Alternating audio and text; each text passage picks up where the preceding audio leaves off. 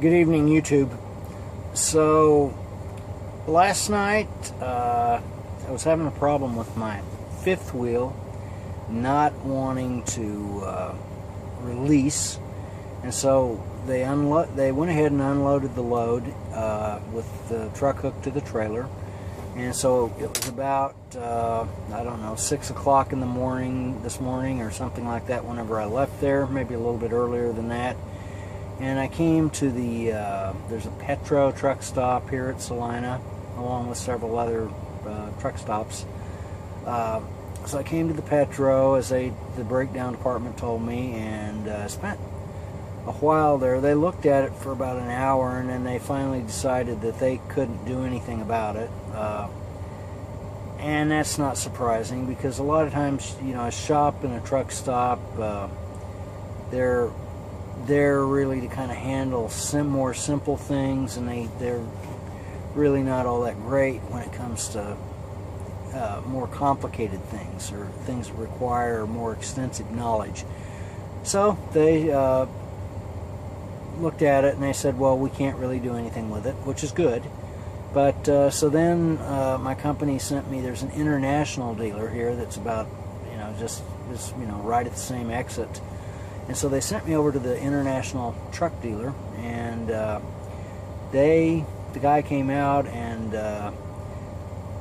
with a hammer and basically tapped on it in the right place, and now it works. He said it probably needs adjusted. However, they couldn't do it today because they were all, you know, they were too busy, and they didn't have enough, you know, they still have people that are on vacation because of Christmas and New Year's. So we decided that I would go ahead and take another load, but in the meantime they had taken me off of the load that they had me pre-planned on, that was going to wherever it was. I don't know, it might have been somewhere in Ohio is where it was going. Well, so I think, so now, I don't know, I'm confused. Let me just look at my Qualcomm and be sure. Let's see, because so anyway, they put me on another load, but it doesn't load until tomorrow should be ready by noon at the same place where I unloaded at. And, okay, I was backwards. The original load they had me on was going to Swanee, Georgia, but now I'm on a load going to Hamilton, Ohio. So, and then once, you know, I'll be stopping somewhere, probably maybe at Columbus, Ohio at the terminal, after the load's unloaded, and see if they can't adjust the fifth wheel. You know, obviously it needs adjusted. So I guess the guy was saying at the international dealer today, he was saying that this particular model of fifth wheel, they don't all work, they all kind of have the same function, but they have different designs. He said this particular model is designed so that if it gets out of adjustment, it just sort of locks up. And that's basically what this one did. It just kind of locked up with, obviously, you know, with the trailer attached, you know, so I guess that's sort of a safety feature. But hopefully it'll work enough over the next few days so that I'll be able, if I can just get it to work one more time. All I need to be able to do is drop the trailer that I have tomorrow, pick up the loaded trailer, and then that's all I really need to do. So we'll see what happens tomorrow.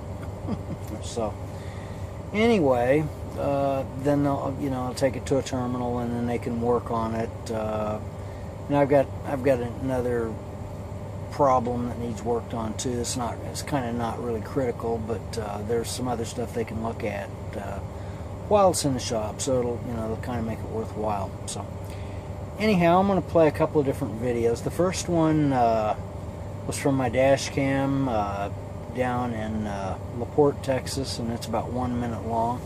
And the second piece was up, I think probably up around somewhere around Livingston, Texas. That's north and west of the Houston area along Interstate 45. And if you look on it's darker video, but if you look on the right, you'll see this giant statue. They've got this giant statue that's lighted, that's lit up, of Sam Houston. And that's been along Interstate 45 there for, I don't know, not quite a number of years, I think, but it's a giant statue. And they, as I say, they light it up at night, and it's kind of dramatic looking. Not so dramatic looking in the dash cam video, because the dash cam video sort of you know, is really a wide angle view, and so it makes everything look kind of tiny. The farther away something is from the camera lens, the smaller it appears, so it kind of eliminates the drama of the statue in particular, but you can see it, and you can kind of, you know, take my word for it, it's a giant statue. So anyhow, from once again from Salina, Kansas, I'll catch you later.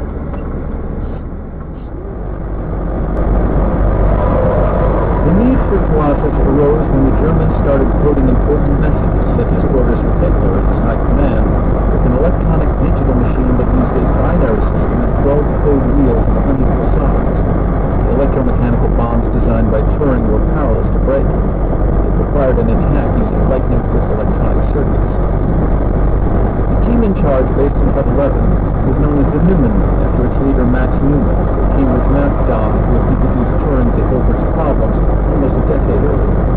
Newman's engineering partner was the electronics wizard Tommy Flowers, a pioneer of vacuum tubes who worked at the post office research station at Darlish Hill, a London suburb. Turing was not part of Newman's team, but he did come up with a statistical approach dubbed Turing that detected any departures from a uniform